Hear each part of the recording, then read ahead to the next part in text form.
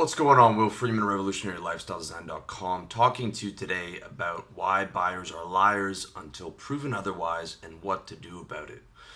So, one thing I know from sales is that buyers are flaky, unaccountable, unreliable, and in general, dishonest. It's not to say that they're bad people, but it's to say that that's the type of behavior that you should expect, whether it's outbound sales as a salesman or outbound sales within your own business as an entrepreneur. And fortunately, through RLD, I've been able to, since 2012, build up enough content, enough organic content on my site, on YouTube, on Facebook, that I'm able to build a money machine and clients pay upfront and online without speaking to me. And I love all my coaching clients. Absolutely love what I do with my coaching clients. I love the products I sell, love my audience, love talking to you guys. But I can tell you it wasn't always this way. I spent the better part of a decade in cutthroat corporate sales, outbound sales, oftentimes to people who are getting, tons of calls a day. They don't like salesmen a lot of the time. They don't want to talk to you. And it wasn't pretty in a lot of cases. And it certainly wasn't the way that things are for me now. And it's not going to be that way for you depending on where you're at and the type of business you're in. At least not yet, okay? You might be able to spend the next couple of years building up enough organic content to get inbound leads coming to you that are willing to pay based on trust. You might be able to, over the course of the next 2 or 3 years, get enough revenue coming in that you're able to build expensive inbound marketing campaigns, spending $5,000, $10,000, $20,000 a month on marketing, having them sent to a lead page or a landing page and closed there, upfront, automated, and online. Or you might be able to have enough cash over the next couple of years, or maybe you're there right now, that you can hire other guys to sell and pitch and close clients for you. But until that point, you're going to have to get your hands dirty. You're going to have to sell your time for money. Okay, you got a lot of guys out there telling you not to sell your time for money. I'm telling you to sell your time for money and sell it for the most amount of money you can get. Because I'll be honest with you, passive income is mostly a myth unless you're at a certain level. Okay, you can put out info products like I do, but you still got to do a lot of traffic and spend time releasing new products. It is not passive.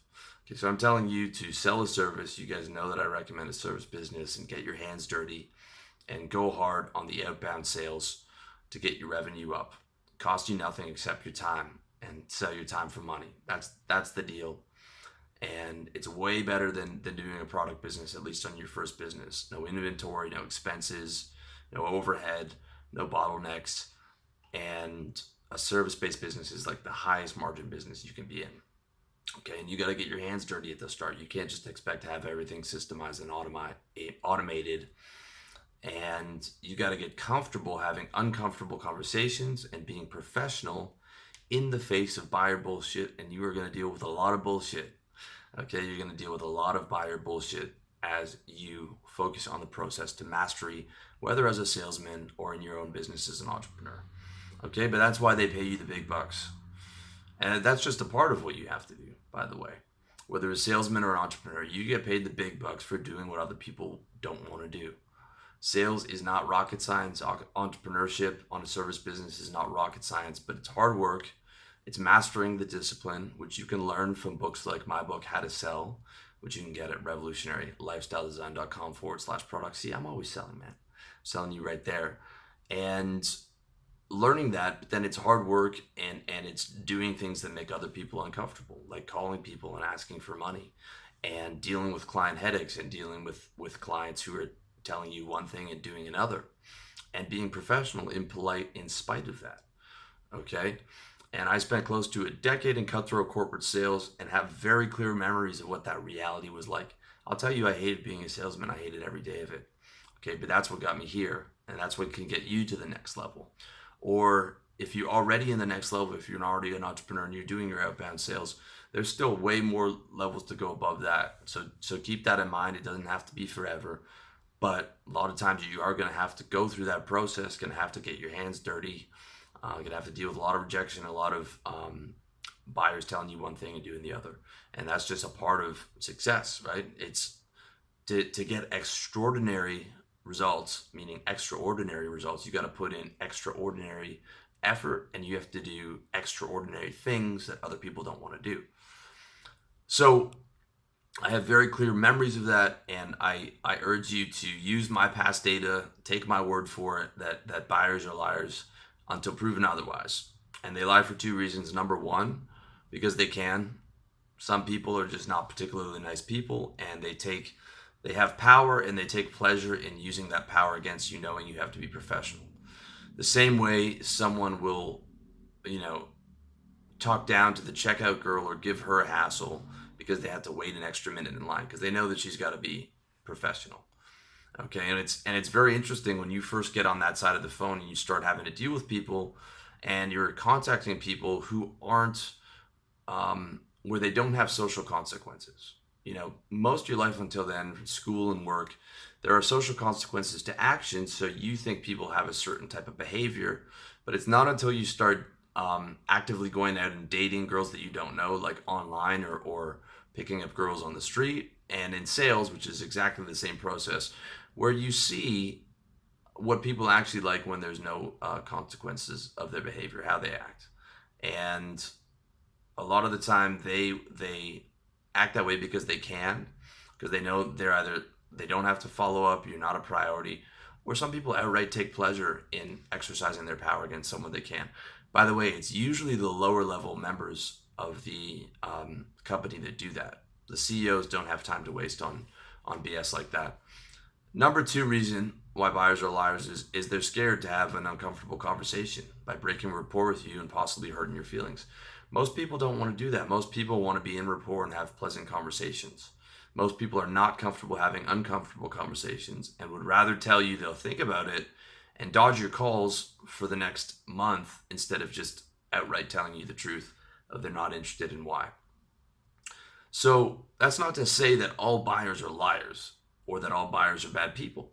Some clients will do exactly what they say, but these are rare, and these are often business owners who have experience selling themselves, and therefore they know how to be good clients, and they're the type of people that keep their word and don't waste your time or others.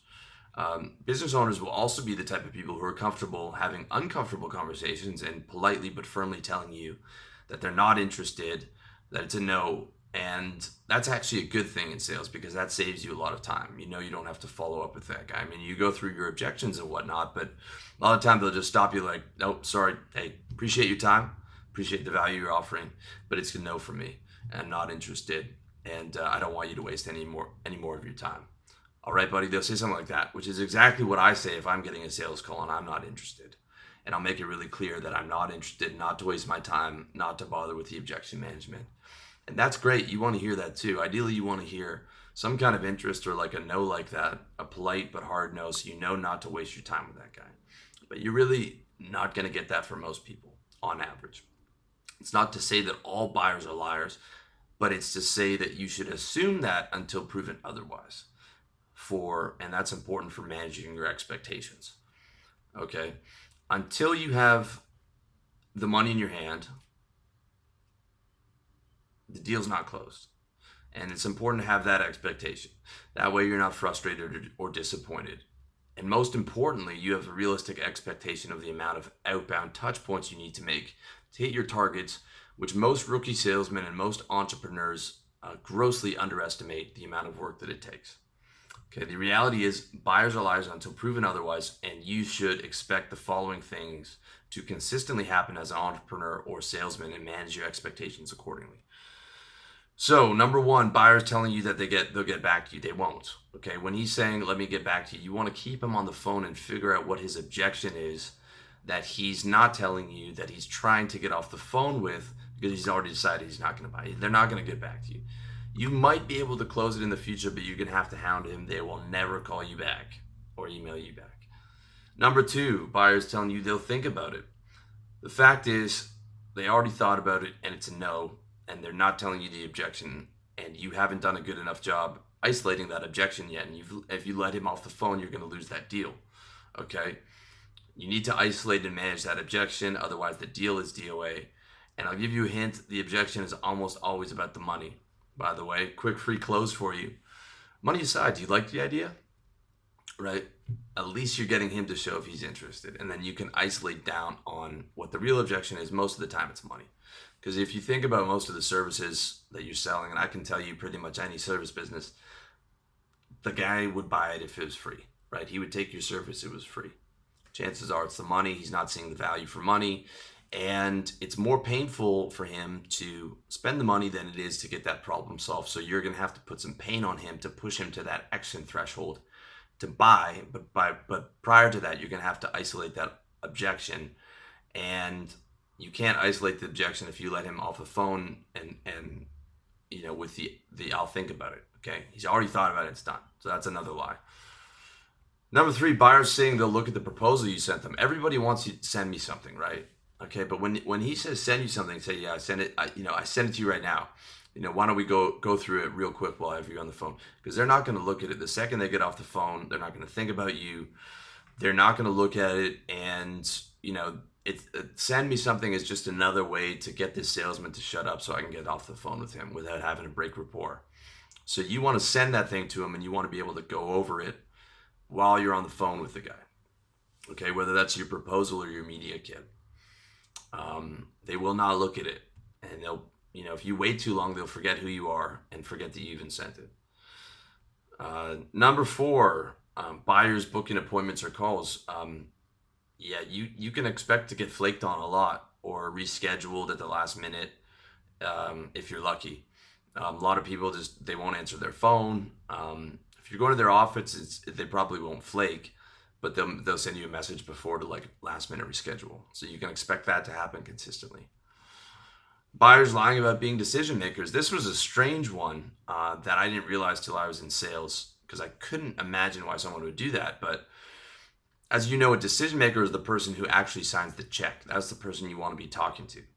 So these aren't actually buyers. It's a lie because they're pretending to be a buyer. So oftentimes the guy you're talking to doesn't sign the checks. You might not find that out till months later. Okay, I was selling advertising, and you know better than to pitch Becky, the 22-year-old assistant marketing manager. Sometimes you'd have to pitch the marketing manager, but ideally you want to get through to the VP of marketing, because it's unlikely in a big company you're going to get to the CEO. If it's a smaller to mid-sized company, you go straight to the CEO. But if you're selling big companies, getting that CEO on the phone is real hard, and chances are he just passed you to his marketing people anyways. So you're pitching the VP of marketing, hounding him, trying to get him on the phone. You finally get him on the phone, and you're talking to him for 2 months until he lets it slip that the CFO is the one who signs the checks, and nothing gets spent unless the CFO approves it. And now you just realize you spent the last 2 months talking to the wrong guy, and he's not going to sell your deal the way that you would sell it and manage the objection that the CFO had. He would just put it on his desk and say, hey, some guy sent me this, have a look at it. And it's much less likely of you getting that done as opposed to having the CFO on the phone and being able to manage those objections. And then you're in the problem where now you're trying to go over the VP of marketing's head after he already knows that you contacted him. And that sort of makes him lose face, and that he knows he knows that you know that he's not the decision maker. It's really messed up, but a lot of people at these corporations really care about their title and care about acting as if they have power. It's very strange, as opposed to just saying I don't handle that. The CFO handles that, or I handle that, but the approval goes to the CFO. And oftentimes it's the least powerful people. A lot of the time the VP of marketing will be able to handle that. Oftentimes it's the least powerful people that, 1, treat you the worst, and 2, pretend to have the most power. Of all the people that I've dealt with in sales, by far I was worst treated by the secretaries. They by far were the most rude, the lowest people in the totem pole, because I'm the only person that they could exercise their power on. They probably don't like their job, they're frustrated, and they know that they can take it out on a salesman, and in their mind feel justified in doing so. Because to them, the salesman is annoying, as opposed to this, we're calling them to offer their bosses value that's going to make them more money. And they're often the ones that pretend most to be the decision maker.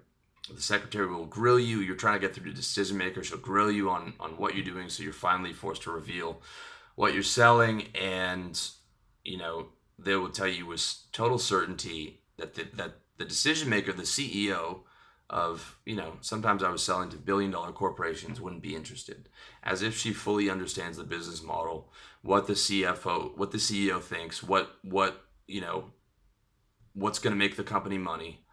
And they just tell you with total certainty that they wouldn't be interested, as if she has the power to make any decision, really, outside of answering the phone, which of course is very frustrating. And then you have to call back and find a different way around the gatekeeper, or try calling somebody else and see if their assistant or secretary will let you through. But you'll find that a lot, buyers lying about actually being buyers. They're not the decision maker. Next point, buyers telling you they'll do the deal. Okay, a verbal agreement is worth the paper it's written on.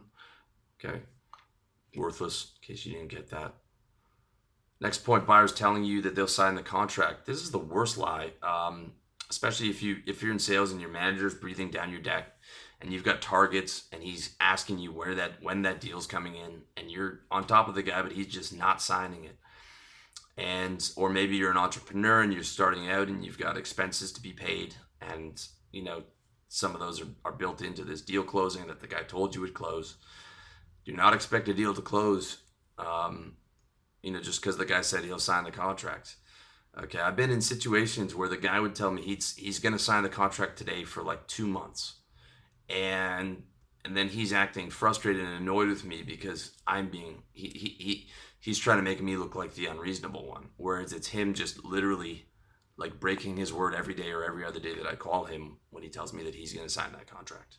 Okay, this is why you ideally want to get if you're in a business where you need contracts, you get the e-signature, so that while the guy's on the phone, you send him the contract and you get him to sign the contract on that mother effing phone right there, so you don't have to wait for 2 weeks or a month to chase this guy down to sign the damn contract.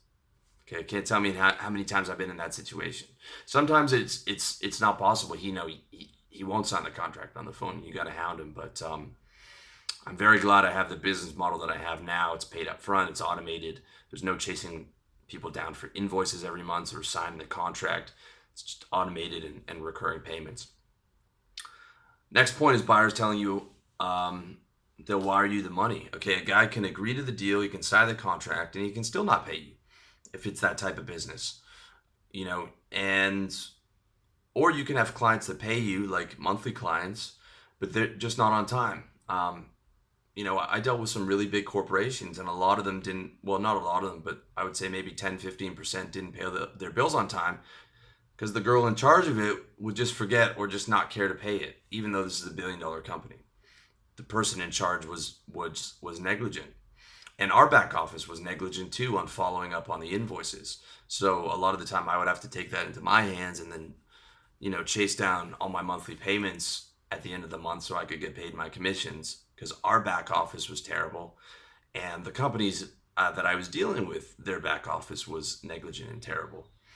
And it wasn't set up on an automated payment system because, again, the company that I worked for was not run properly, not efficient, didn't have things automated, and had a terrible office manager in charge of it, in charge of a situation where an app could have done the job, like an automatic app or an automatic software could have done all the accounting and the payments, and it could have had it automated.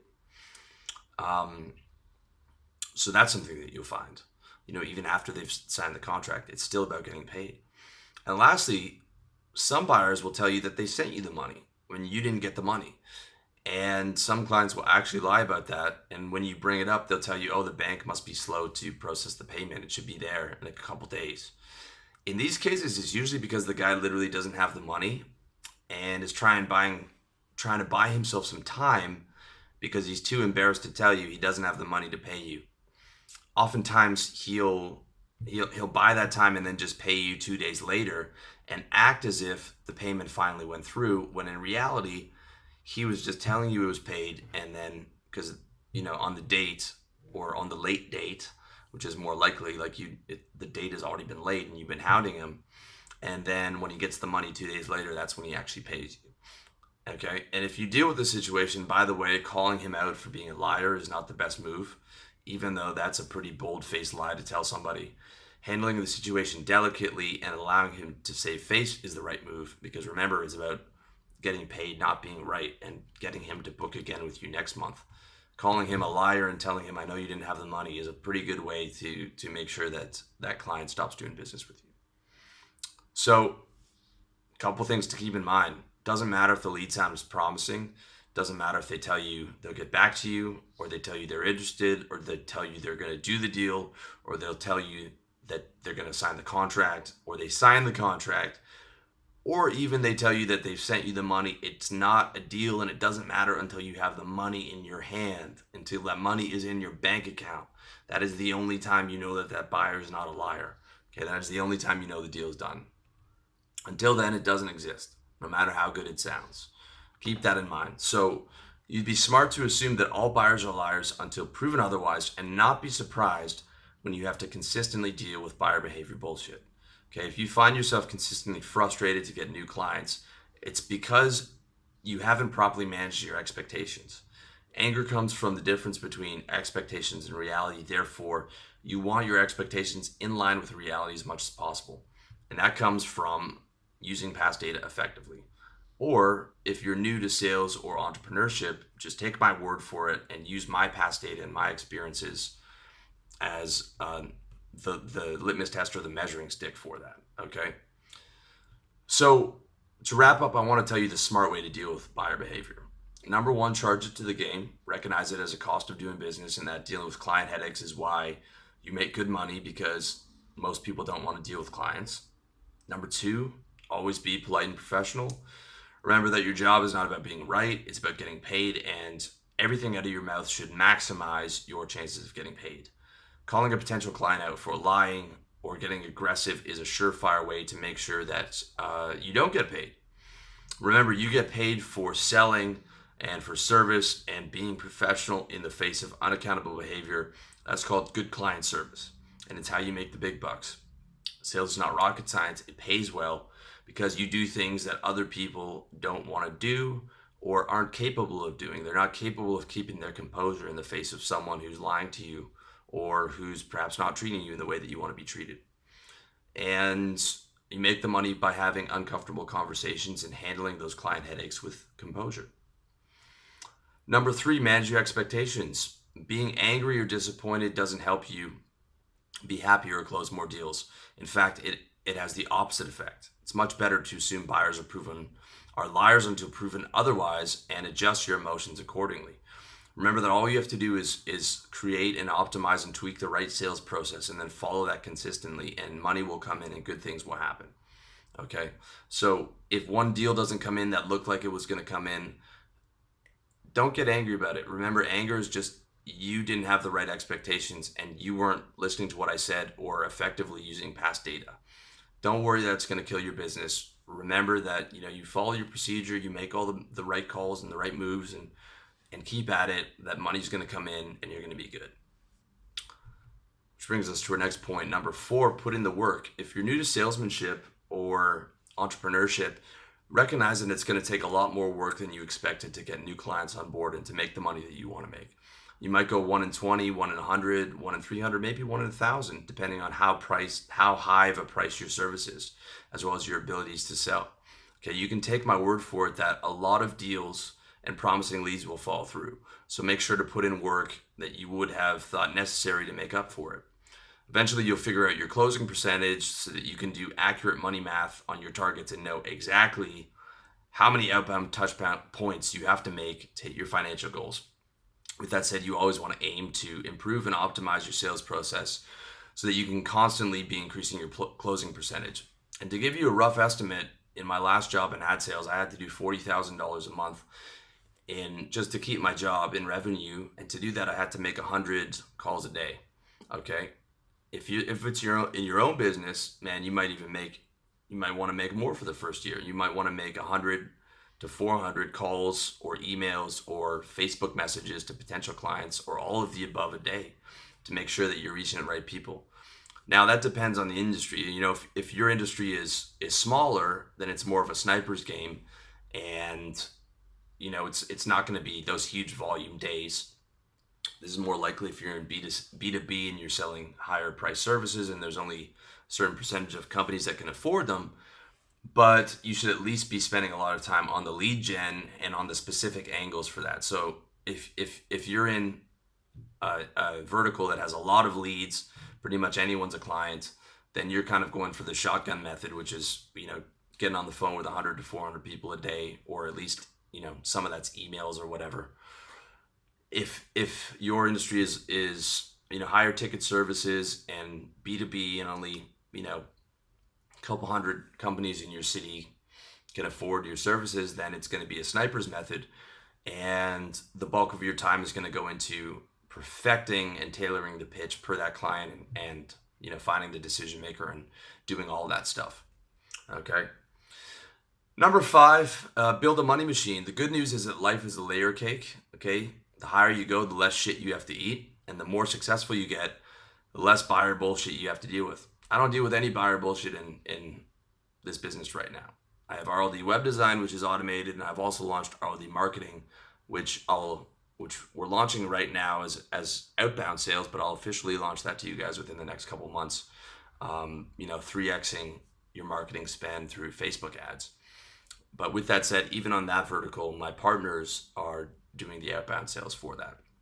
I'll probably help on the close, but at this point in my career, I don't have to make outbound sales calls anymore, which is a beautiful thing. But believe me, I put in my dues to get there. I worked hard, saved money, built a business, built a money machine, did what had to be done to get there. Okay, but the good news is that you can get there. And the more successful you get, the less bullshit you have to deal with. Okay, there may come a time when you don't have to deal with any. And that's what I call a luxury business. You're at that luxury level. Luxury to me is not Louis Vuitton. It's leveling up so you don't have to do the things you don't want to do. And,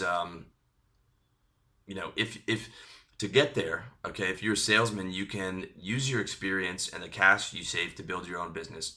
Check out my book, How to Sell, revolutionarylifestyledesign.com/products, to show you exactly how to do that.